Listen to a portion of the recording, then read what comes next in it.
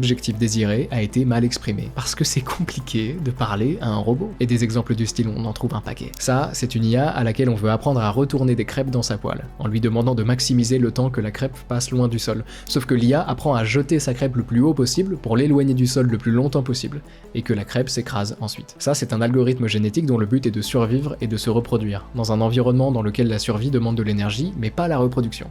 Par conséquent, de manière très rationnelle, l'algorithme fait se développer une espèce de sorte à ce que ses membres ne bougent pas, qu'ils se reproduisent en permanence et qu'ils consomment leur progéniture. J'adore celui-ci aussi. Ce papier présente la conception d'un système appelé AI Scientist, une IA conçue pour générer de nouvelles idées de recherche, écrire du code, exécuter des expériences, visualiser des résultats, rédiger des articles scientifiques et simuler le processus de révision par les pairs de manière autonome. Le but, c'est de reproduire le processus scientifique humain avec une IA à un rythme forcément beaucoup plus rapide et à moindre coût.